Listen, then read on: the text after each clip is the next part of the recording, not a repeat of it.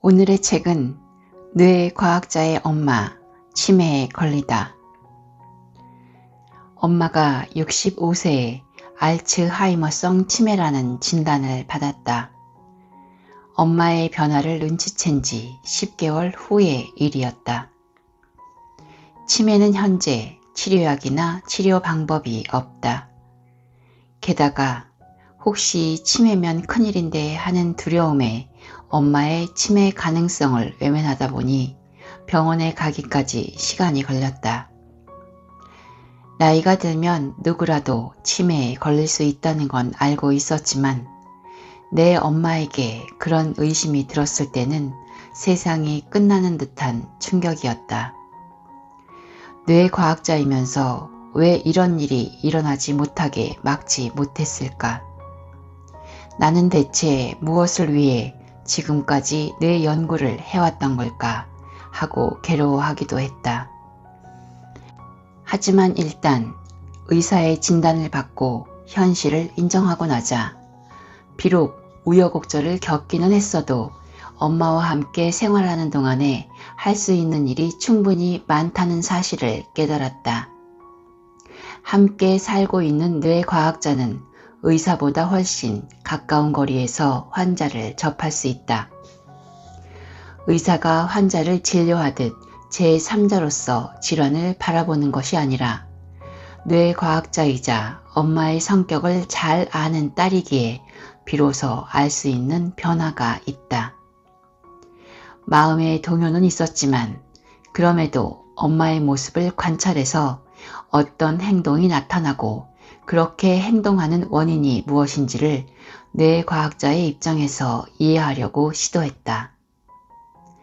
엄마에게 어떤 변화가 일어나는지, 그 변화는 뇌 구조에서 볼 때 어떤 의미인지를 2년 반 동안 매일 일기를 쓰듯 기록하고 생각했다.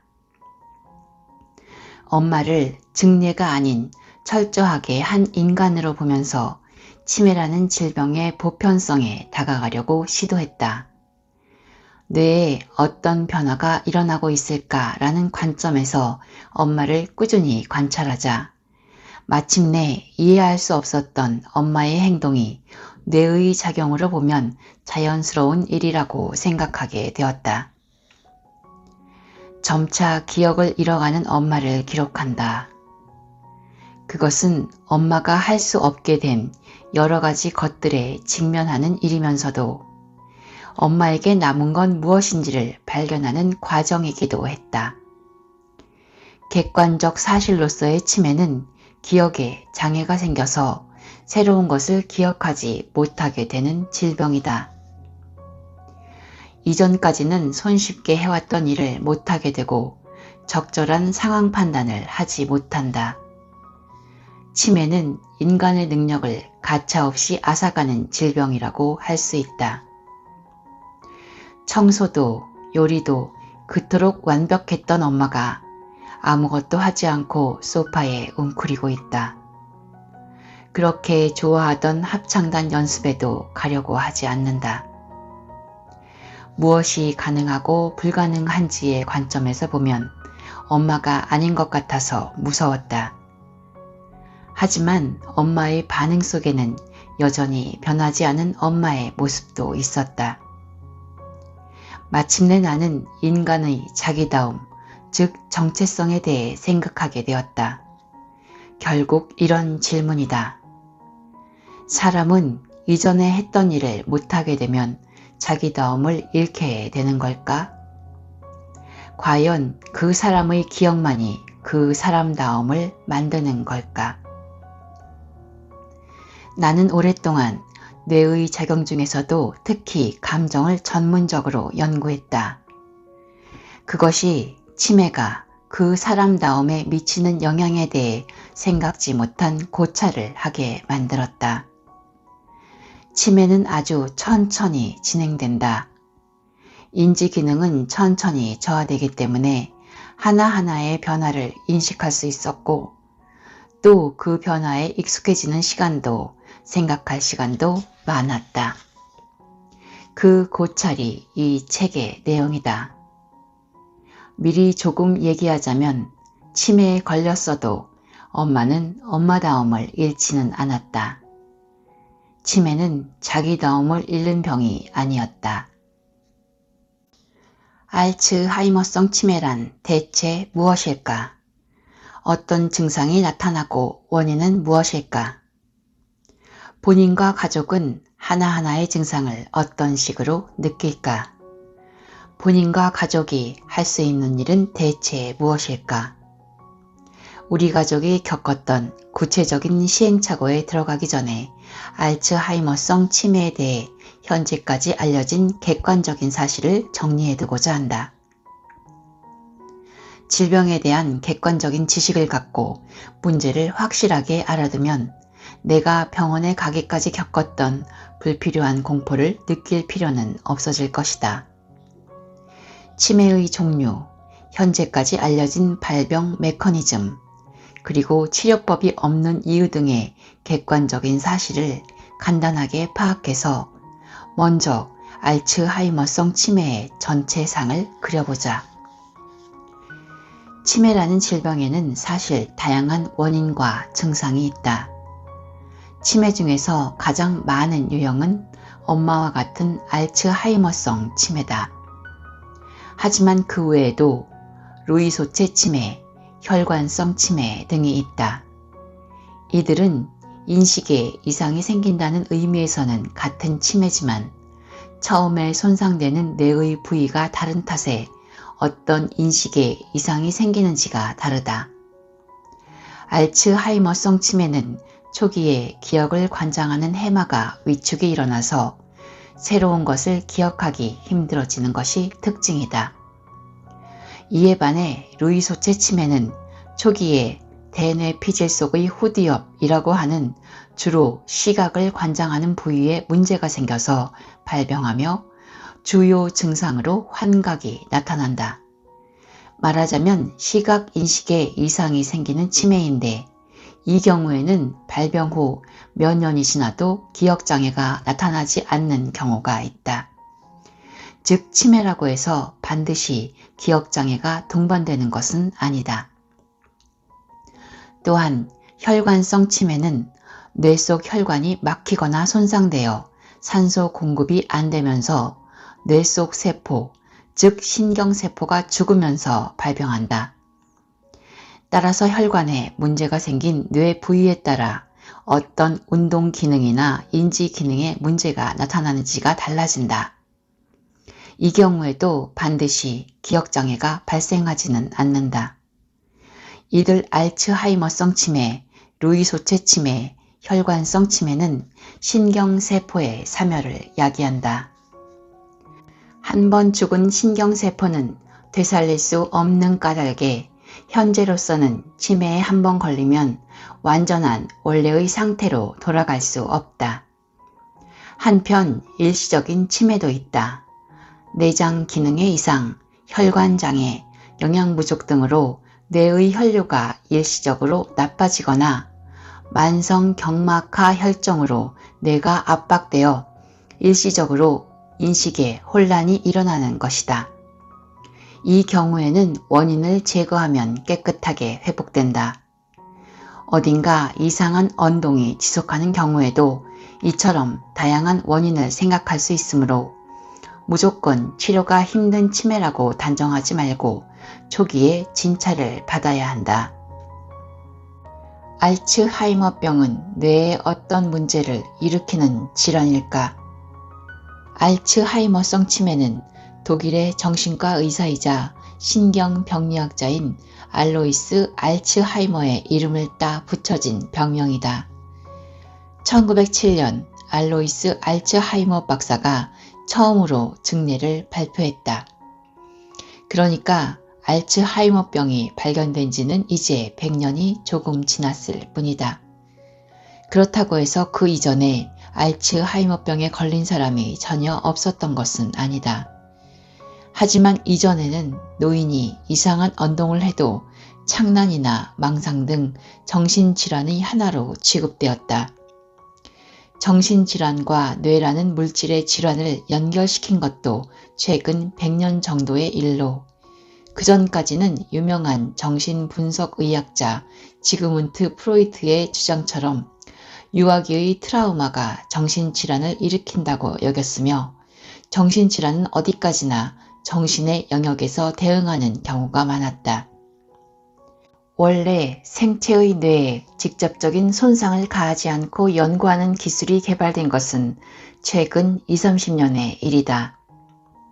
아우구스테도 남편에 대한 질투의 형태로 심한 망상을 보여 정신과 병원에서 진찰을 받으면서 알츠하이머 박사를 만났다. 박사는 그녀에게 나타난 특수한 기억과 언어의 혼란 패턴에 처음으로 주목했고 문제를 뇌의 기반에서 찾았던 것이다.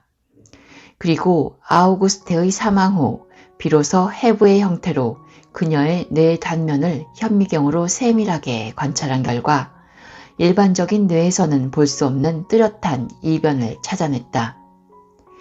알츠하이머 박사가 아우구스테의 뇌 속에서 발견한 주요 이변은 1. 노인성 반점과 2. 신경원 섬유성 변화다.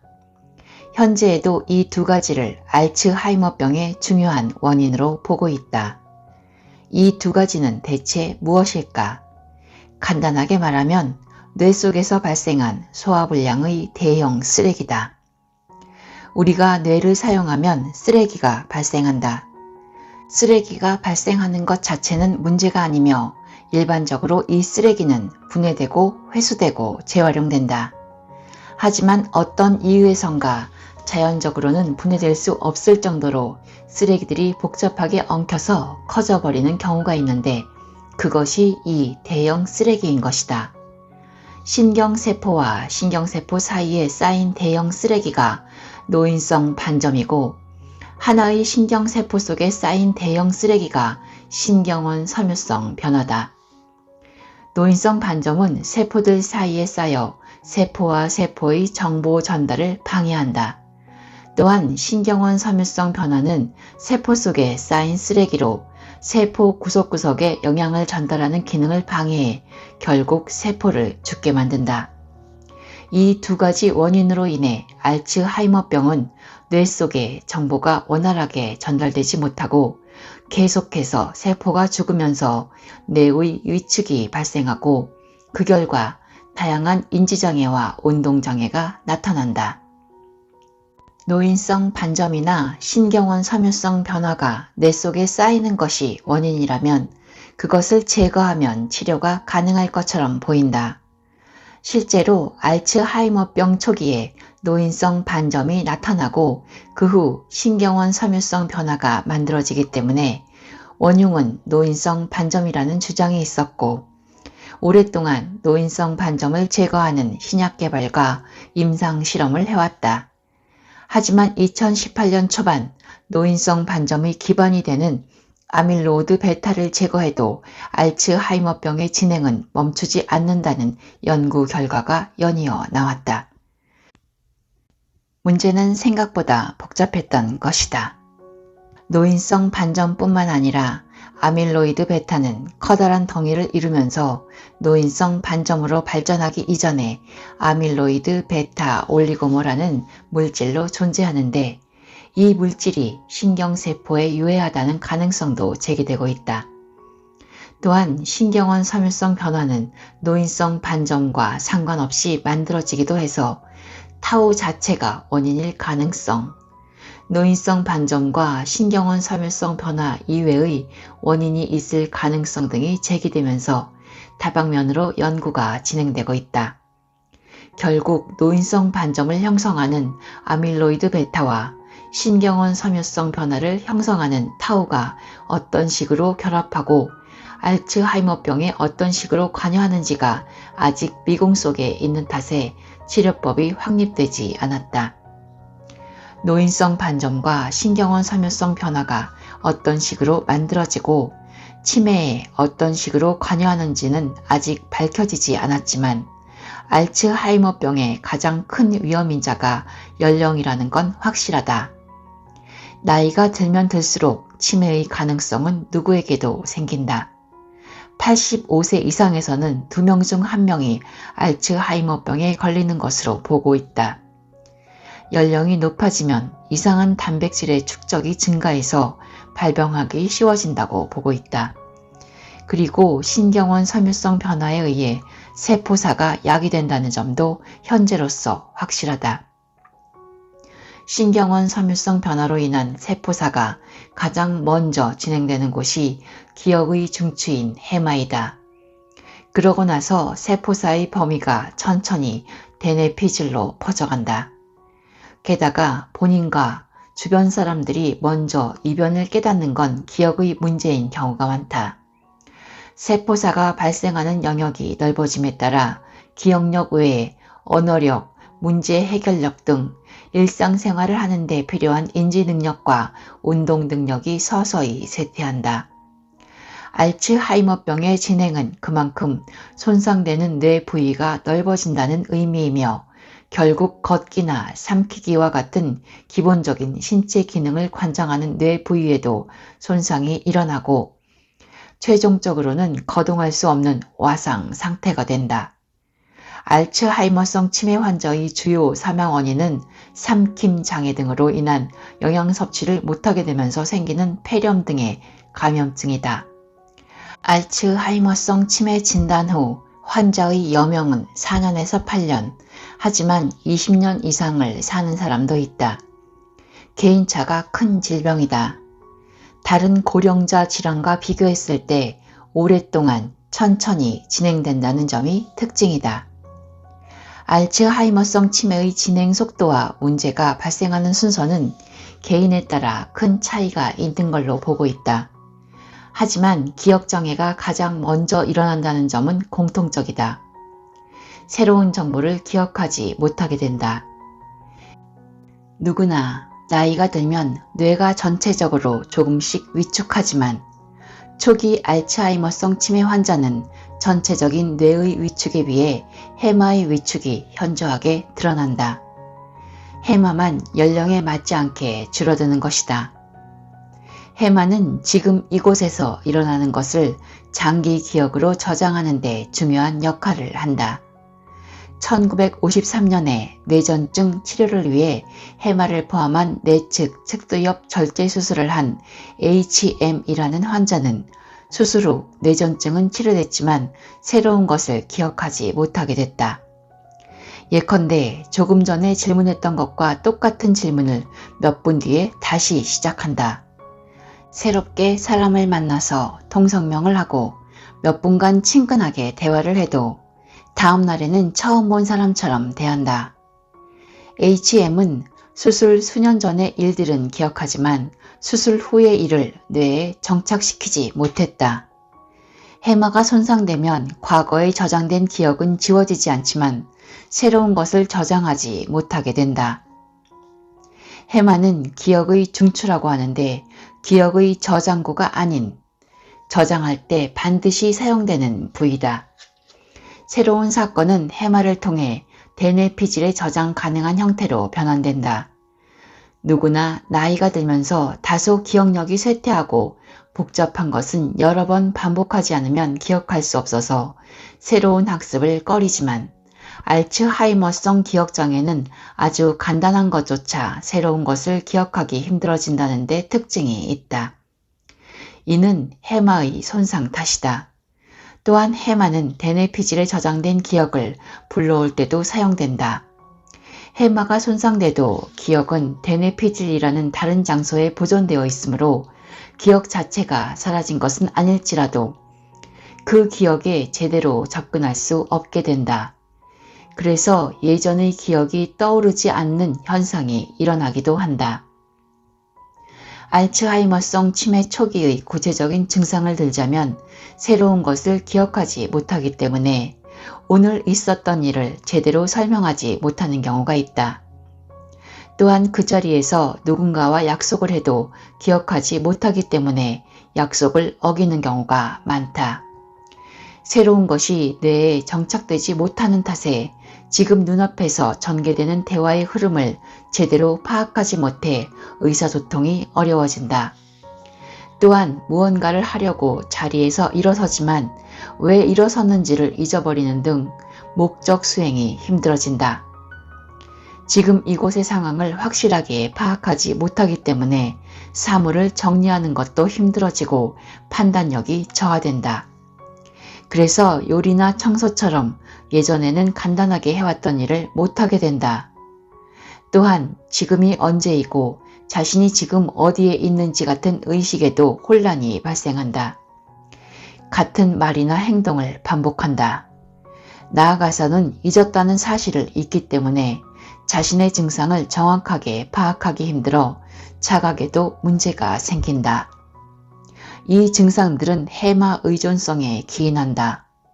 이들 증상이 일어나면 정확하게는 파악하지 못해도 본인 스스로가 무언가가 이상하다고 당황하게 되면서 감정적인 불안과 우울증이 발생하기 쉽다. 알츠하이머성 치매의 곤란한 증상으로 자주 언급되는 것은 공격성과 배회다. 기억장애, 진압력장애, 이해력장애, 판단력장애 등 해마의 세포가 영구적으로 손상되면서 발생하는 치료 불가능한 증상과는 달리 공격성과 배회 증상은 주변 증상이라고 해서 의외로 완화가 가능한 것으로 보고 있다.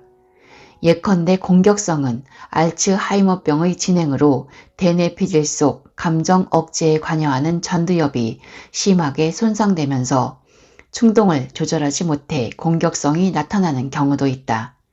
하지만 사실은 이런 전두엽 손상에 의한 것보다는 해마의 손상으로 인해 지금 여기의 상황을 기억하지 못하는 탓에 무엇을 하든 도움을 요청해야 하고 자립생활을 하지 못하게 되면서 환자의 자존감을 유지하지 못하는 데에서 나타난 공격성이 훨씬 많다. 또한 주변 사람들도 이 사람은 왜 이런 것도 하지 못할까? 왜 이런 것까지 잊어버릴까? 하고 본인과 마찬가지로 당황하게 되는데 만약 그런 감정을 당사자에게 그대로 드러내면 당사자는 더욱 초조해진다. 알츠하이머병은 서로를 존중하고 아껴주기 무척 힘들어지고 그것이 공격성의 원인이 된다. 즉 실수하거나 못하는 일이 늘어나도 인간적으로 존중받고 감사받는 상태를 만들 수 있으면 공격성은 완화될 수 있다. 또한 배회도 여러 가지 원인이 있지만 공격성과 마찬가지로 자신의 역할이나 존재 의미를 못 느끼는 것이 중요한 원인이라고 한다. 이곳에는 내가 할 수 있는 일이 없다. 필요로 하지 않는다. 내가 할 수 있는 다른 일이 있지 않을까 하는 불안과 초조감에 밖으로 나가고 정처 없이 돌아다니다가 결국 돌아오는 길을 찾지 못하게 된다.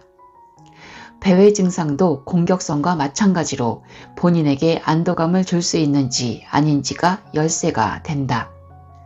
결국 뇌손상은 어찌할 방도가 없지만 그로 인해 무언가를 할 수 없게 되어 우울해지고 불안해진 그 감정은 치유할 수 있고 개선될 수 있다. 현재 알츠하이머병의 원인이 정확하게 밝혀지지 않아 근본적으로 치료할 수 있는 약은 없다. 결국 알츠하이머병은 치료가 불가능하다. 그렇다면 병원에서 처방해주는 약은 대체 무엇일까? 증상의 진행을 늦춰주는 효과가 가능성으로 인가된 약이다. 일본에서는 2018년 기준으로 4가지 약이 사용되고 있다. 이 약들은 모두 뇌 속 신경 전달 물질에 작용해서 뇌의 정보 전달 효율을 높이는 것으로 크게 2종류가 있다. 첫째는 알츠하이머병 환자의 뇌에 신경 전달 물질인 아세틸콜린 증가를 목적으로 개발된 약이다. 그리고 또 한 가지는 글루탐산 수용체의 과도한 자극을 차단하는 약이다. 알츠하이머병 환자의 뇌는 신경 전달 물질인 글루탐산이 신경세포들 사이에서 비정상적으로 증가하는데 그렇게 되면 글루탐산을 받아들이는 수용체가 계속해서 자극받는 문제가 발생한다. 그래서 그 수용체가 글루탐산을 과도하게 받아들이지 않도록 차단하는 작용을 하는 약이 개발됐다. 이들 신경 전달 물질이 부족하거나 과도해지는 이유는 밝혀지지 않았으며 어디까지나 이런 현상이 있다는 사실을 전제로 하고 그에 대처하는 약이다. 그 약들이 정말로 증상을 멈추거나 늦추는지에 대해서는 확실하지 않다. 실제로 프랑스 보건청은 이 4가지 약의 효과가 충분하다고 볼 수 없다고 판단해서 2018년 8월부터 의료보험을 적용하지 않기로 했다. 하지만 알츠하이머병의 발병 구조가 밝혀지지 않은 이상 관련해서 일어나는 문제에 반창고라도 붙일 수밖에 없는 상황이다. 또한 엄마가 다니는 병원에서는 소개해주지 않았지만 사실 약 이외에도 권장하는 치료법이 있다. 운동요법, 음악요법, 회상요법 등이다. 운동요법은 정기적으로 몸을 움직이는 데서 효과를 기대하는 방법으로 예컨대 일주일에 3번 정도 운동하는 사람들은 그보다 적게 운동하는 사람들보다 알츠하이머병에 걸릴 확률이 낮다는 사실이 밝혀졌다. 또한 생쥐를 대상으로 한 실험이었지만 운동하면 아밀로이드 베타의 분해가 진행되어 노인성 반점이 줄어드는 결과도 나타났다. 즉 운동은 알츠하이머병의 진행을 완화하는 효과를 기대할 수 있다. 하지만 음악을 즐겨 심신을 편안하게 한다는 음악요법, 그리고 소중한 추억을 함께 얘기하거나 사진과 물건을 보며 떠오르는 것을 하나하나 다른 사람에게 얘기하는 회상요법은 알츠하이머병의 진행 완화에 효과가 있다는 과학적 연구 결과가 없다. 단, 음악요법은 알츠하이머병에 따른 불안, 우울, 무기력 등 감정적 문제에는 적어도 효과가 있는 것으로 나타났다. 아무리 인지 기능이 쇠퇴해도 음악에 맞춰 몸으로 리듬을 타는 일 등 음악 자체를 즐기기는 가능해서 작으나마 생활 속 즐거움이 마음의 안정으로 이어지는 것으로 보인다. 그런 의미에서 회상요법도 추억을 함께 얘기하고 타인과 커뮤니케이션을 함으로써 알츠하이머병에 따른 고독감을 줄일 수 있다. 또한 소중한 기억을 떠올려 과거와의 연결 속에 안도감을 느끼거나 그 기억 속에서 느꼈던 다양한 감정이 되살아나기도 한다. 기억력의 개선은 기대할 수 없지만 남아있는 과거 기억을 이용해 긍정적인 감정을 활성화할 수 있다는 것이 회상요법이다. 뇌 손상은 약으로 치료할 수 없지만 감정적인 치유는 가능하다는 것이 지금까지의 결론이다. 하지만 아직 가장 큰 문제가 남아있다. 알츠하이머병 환자 본인 그리고 가족이나 친구가 가장 불안해하는 문제는 그 사람이 아니게 될지도 모른다는 인격에 대한 문제일 것이다. 기억에 문제가 생기고 상황 판단을 못하게 되고 그 사람이 이전에는 당연하게 했던 일을 할 수 없게 된다. 그 사람이라면 당연히 기억해야 할 중요한 일을 잊고 그 사람이라면 하지 않을 행동을 한다. 예컨대 정리정돈을 좋아하던 사람이 그 행동을 하지 못해 방이 지저분해진다. 그렇게 깔끔한 걸 좋아했던 사람이 왜? 주변 사람 혹은 본인도 그런 감정이 드는 것은 당연할 것이다. 엄마는 엄마가 아니게 되는 걸까? 내게도 그것이 가장 큰 두려움이었다. 현 단계에서 할 수 있는 말은 앞서 공격성에서 얘기했듯이 뇌의 전두엽이 손상되면 인격이 바뀔 가능성은 있다. 하지만 그러한 일은 혹시 발생한다고 해도 알츠하이머병이 상당히 진행된 후이다. 따라서 적어도 초기의 알츠하이머병 환자와 주변 사람들이 당혹해하는 것은 정말로 그 사람의 성격이 바뀌어서가 아니라 해마의 문제로 인해 단순히 못하는 일이 늘어나기 때문에 지금까지의 그 사람이 아닌 것처럼 느껴지는 것이다. 예컨대 요리를 잘하던 사람이 요리를 못하게 되고 목수가 목공 작업을 못하게 된다면 그것은 그 사람다움이 한 가지 사라진 것일지도 모른다. 하지만 무언가를 할 수 있다, 못한다와 그 사람다움은 정말로 같은 걸까? 알츠하이머병은 어렸을 때부터 학습해온 이해력, 판단력, 기억력 등의 능력을 손상시킨다. 그런 능력은 성장 과정에서 경험과 함께 발달하며 그 사람에게 평생의 직업을 갖게 해주고 적극적으로 타인에게 도움을 줄 수 있도록 해왔다. 엄마는 젊었을 때는 앉아있는 시간이 없을 정도로 누군가를 위해 끊임없이 움직였다. 하지만 알츠하이머성 치매에 걸린 후 누군가를 위해 라는 생각은 하지만 무엇을 하려고 했는지 생각나지 않게 되었고 스스로 계획을 세울 수도 없게 되면서 그러한 엄마다움을 보기 힘들어졌다. 처음에는 나도 엄마가 아닌 사람이 됐다고 우울해했지만 지금은 조금 다른 기분이다. 효율적인 일처리, 논리적인 사고, 타인을 위한 행동 등의 능력만이 엄마다움을 만들어왔던 것은 아니다. 타인을 위해 무언가를 하고 싶다는 감정은 지금도 변함없이 남아있다는 점에 주목해야 한다. 알츠하이머병 환자에게는 감정이 남아있다. 그들에게 정보를 올바르게 전해주면 이전과 같은 감정적 반응을 한다. 그럴 때 나는 확실하게 엄마는 이곳에 있다고 느낀다. 엄마는 여전히 우리에게 깊은 애정을 갖고 있다. 인지 능력이 만드는 그 사람다움 외에 감정이 만드는 그 사람다움이 있는 것이다. 감정은 타고난 개성이며 또한 인지 능력과 마찬가지로 그 사람의 인생 경험에 의해 발달해온 능력이고 지금도 발전 중인 능력이다. 알츠하이머병 환자들은 몸을 통해 새로운 것을 배워갈 수 있다. 그 경험을 의식적으로 떠올릴 수는 없지만 몸에는 쌓인다. 또한 그들은 치매에 걸리면서 인생에서 처음 맛보는 슬픔을 느끼고 있다. 우리 가족은 그러한 슬픔과 함께 예전에는 느껴보지 못한 가족의 결속력을 느꼈다. 엄마도 처음 느낀 기쁨이 있을 것이다.